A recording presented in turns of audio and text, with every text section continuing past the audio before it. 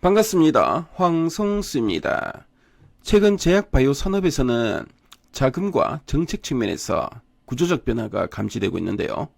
오늘은 제약바이오 산업 중에서 주목할 만한 부분 위주로 탐방 정보를 전해드리겠습니다. 먼저 과거와 같은 바이오텍의 황금시대는 자금과 정책 측면에서 구조적으로 기대하기가 어려워졌는데요. 금리 상승으로 자금 조달이 어려워졌고요. 미국 바이든 행정부의 약가 제한 정책이 등장하였습니다. 가속 승인 프로그램의 문은 좁아지고 있고요. 항암제 용량 최적화 등의 구조적 변화가 감지되고 있습니다. 항암제 분야는 경쟁 강도가 높아지고 있고 후발주자 간의 간격도 좁아지고 있습니다.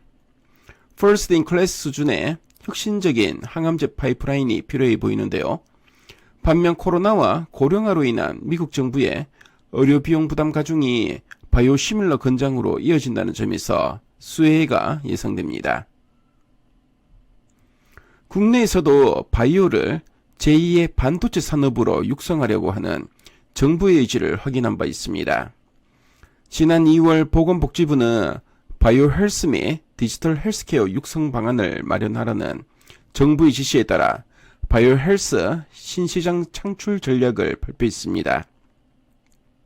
향후 5년 내에 블록버스터급 신약 2개를 창출하고 의료기기 수출 2배 달성을 통해 글로벌 바이오 헬스 강국으로 도약하려는 목표를 세웠습니다. 국가 신약개발 사업을 지원하고 차세대 유망 신기술 및 인공지능 AI 신약개발 지원에 대한 연구개발 투자를 확대할 예정이고요. 메가펀드 조성을 추진한다고 밝혔습니다. 신약 개발에 비용이 가장 많이 소요되는 임상 3상을 지원하고 글로벌 진출 지원을 위한 대규모 펀드 조성을 추진할 것이라고 합니다. 헬스케어는 전통적인 규제 산업으로 정부의 산업 성장 정책 지원이 큰 영향을 미치는데요. 이번 정부의 산업 성장에 대한 의지를 확인했다는 점에서 긍정적으로 보여집니다. 한편 주요 기술 이전 건수는 2015년 4건에서 2022년 누적 73건으로 9년 만에 5배 이상 증가했습니다. 해외 진출 기업 수 증가로 시장은 임상 데이터에 주목하기 시작했는데요. 2015년 이후 발표된 임상 데이터를 살펴보면 2022년 데이터 발표에서는 2배가량 급증했는데요. 포괄 공식 가이드라인 변경과 임상 진척 등으로 데이터 발표는 앞으로 더욱 활발해질 것으로 예상됩니다. 임상 결과 공시 의무화로 성공과 실패 유무가 더욱 잦을 것으로 전망됩니다. 아울러 금리 상승과 빅파마의 특허 절벽으로 3상 단계의 파이프라인 가치가 주목받고 있는데요. 미국 바이오텍의 주요 3상 파이프라인을 보유한 기업의 가치는 코로나 버블 때보다도 더 높아졌습니다. 즉 국내도 3상 파이프라인 보유업체들의 데이터 발표가 다수 예정돼 있습니다. 미국 행정부의 시밀러 장려로 중장기 수혜가 예상되고 2024년부터 2025년 본격적으로 휴미라와 스텔라라 시밀러 시장에 침투가 전망되는 점은 긍정적입니다.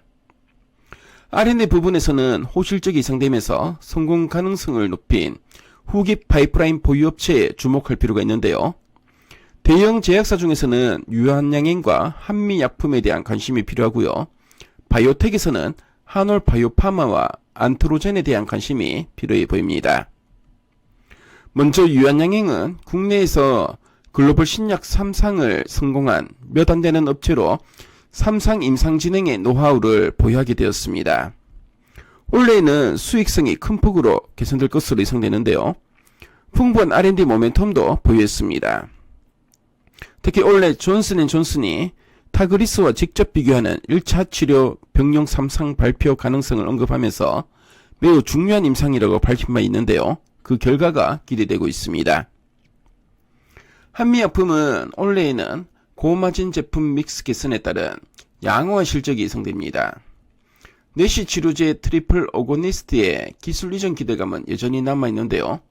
사노피로부터 반환받은 GLP-1 당뇨 치료제 에페글렌나타이드를 보유하고 있고요.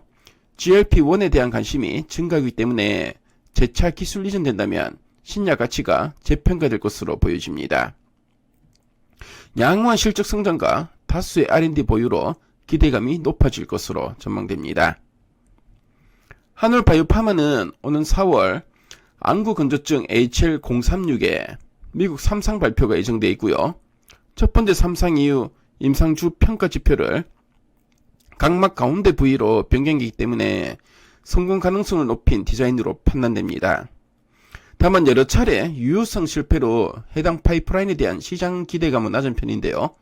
반면 성공 시 기술 이전도 가능해 보입니다.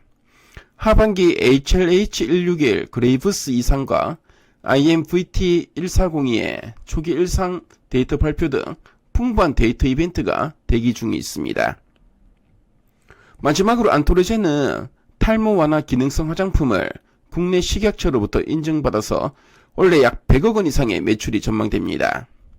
동종줄기세포 치료제의 수포성 표피박리증이 연내 일본에서 허가 신청을 할 예정인데요.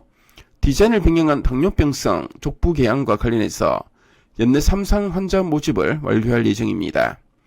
동종 퇴행성 관절염 치료제가 국내와 미국에서 IND 신청이 예상되는데요.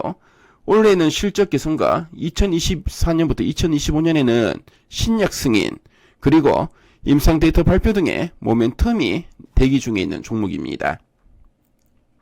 제약바이오 산업에 대한 탐방 정보를 말씀드렸는데요. 지금까지 황성수였습니다.